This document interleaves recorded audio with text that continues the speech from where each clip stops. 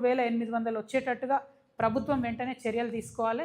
100 కోట్ల రూపాయలు నామినేషన్లో ఇవ్వడం కాదు, మీరు మొక్కలు పెంచడంలో, మొక్కల్ని పంచడంలో, మొక్కలు నాటడంలో, మొక్కలు కొనుగోలు చేయడంలో చేస్తున్నటువంటి అవినీతి అంతా కూడా తెలిసి మాట్లాడుతూ ఉన్నాం.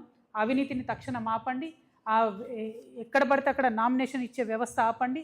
నర్సరీలో పనిచేస్తున్నటువంటి 6,000 మంది పైచీలకు మీరు లేబరర్స్ని జీతాలు ఇవ్వాలి, స్కిల్డ్ లేబర్స్ కింద అని చెప్పి నేను కోరుతా ఉన్నాను.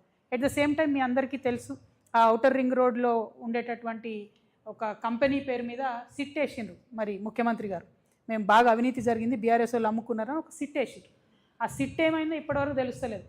నాకు డౌట్ ఏమొస్తుందంటే మన సిట్టింగ్ అయిందేమో ముఖ్యమంత్రి గారితోనే, అందుకనే సిట్టు సంగతి బయటపడతలేదు అనిపిస్తుంది. ఎందుకంటే వై కాంప్రమైజ్, ఎందుకు వస్తలేదు డేటా? ఇవాళ ఔటర్ రింగ్ రోడ్లో జరుగుతున్న యాక్సిడెంట్లకు ఎవరు బాధ్యులండి? ఎంత గమ్మత్ ఉంటుందంటే, ఇప్పుడు ఆ కాంట్రాక్టు బీఆర్ఎస్లు ఇచ్చిందే, అది వీళ్ళు కొనసాగిస్తున్నదే. ఔటర్ రింగ్ రోడ్ పెద్దగా ఉంటుంది, మధ్యలో డివైడర్ ఉంటుంది కదా, ఆ రింగ్ రోడ్కు అటు ఇటు దాటేటప్పుడు టోల్ పైసలేమో కాంట్రాక్టర్ పోతాయట, మధ్యలో మొక్కలు చెట్లు మళ్ళీ డిపార్ట్మెంటే మెయింటైన్ చేయాలి. అంటే వానికి రోడ్ అమ్మిర్రు, దాని నుంచి ఎంతో కొంత గవర్నమెంట్కి రావాల్సింది పోయి ఉల్టా చెట్ల మీద ఖర్చు, మెయింటెనెన్స్ ఖర్చు మొత్తం కూడా వీళ్ళే పెట్టాలి. చాలా విచిత్రమైన పరిస్థితి ఉంది. మరి ముఖ్యమంత్రి గారు అసలు మీ డిపార్ట్మెంట్ను రివ్యూ చేస్తున్నారా, చేస్తలేరా? ఎందుకంటే ఔటర్ రింగ్ రోడ్ మొత్తం పొడవు 153 కిలోమీటర్లు ఉంటే అందులో 40 కిలోమీటర్లకు 200 మంది లేబరర్స్ ఉండాలి. కానీ ఇవాళ ఉన్న పరిస్థితి యాజ్ ఆన్ టుడే మీరు పోయి చూస్తే టోటల్ 153 కిలోమీటర్స్కి 150 మంది మాత్రమే లేబర్ ఉన్నారు.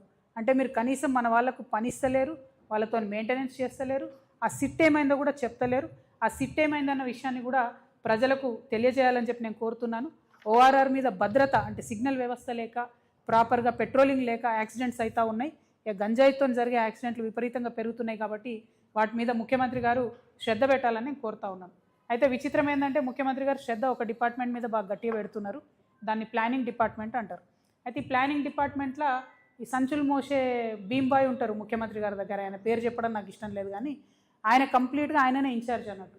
ఈయన చైర్మన్ ఉంటే ఆయన వైస్ చైర్మన్ అన్న లెవెల్లో వాళ్ళు చెప్తే తప్పితే పని అవ్వడం లేదు. రియల్ ఎస్టేట్ వాళ్ళందరూ కూడా వచ్చి మొత్తుకుంటున్నారు. హైడ్రాతోని రియల్ ఎస్టేట్ సగం కుదేలు చేసిండ్రు, రెండవది అవినీతితో కుదేలు చేస్తున్నారు. Per square feet 150 rupees up front ఇస్తే తప్ప పర్మిషన్ ఇవ్వమని చెప్పి ప్రభుత్వం రియల్ ఎస్టేట్ వాళ్ళను వేధించడం మానుకోవాలి. రియల్ ఎస్టేట్ వాళ్లకు మీరు కంప్లీట్గా ఎక్స్టార్షన్ చేస్తూ ఉన్నారు.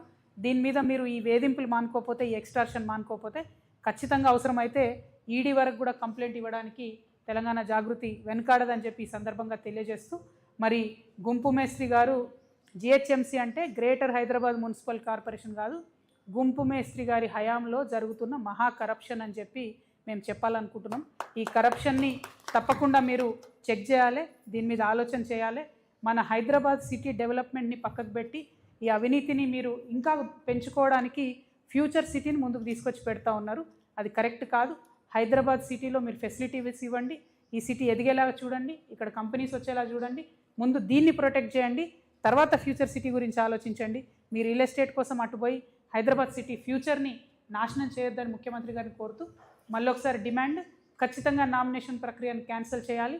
టెండర్ సిస్టమ్ ద్వారా మాత్రమే ₹1 అయినా సరే ప్రజలకు జవాబుదారీగా ఉండేటట్టు ముఖ్యమంత్రి గారు శ్రద్ధ పెట్టాలని కోరుతూ సెలవు తీసుకుంటున్నాను.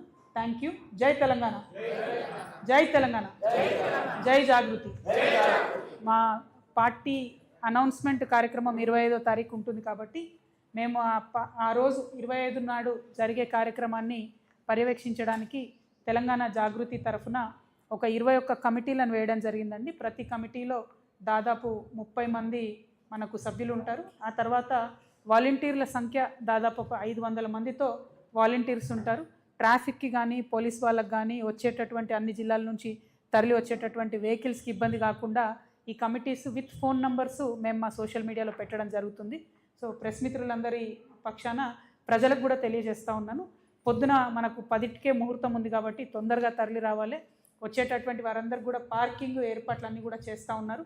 బట్ ఏమాత్రం అనుమానాలు ఉన్నా ఈ కమిటీల వివరాలన్నీ ఆన్లైన్లో ఉంటాయి కాబట్టి డైరెక్ట్గా ఫోన్ చేసి తెలుసుకోవచ్చు. జాగృతి బాధ్యులందరినీ కూడా ఒక 21 కమిటీలతోని మేము సభకు ఏర్పాట్లు చేసుకుంటామని సంతోషంగా తెలియజేస్తున్నాము. Thank you. జై తెలంగాణ. జై తెలంగాణ.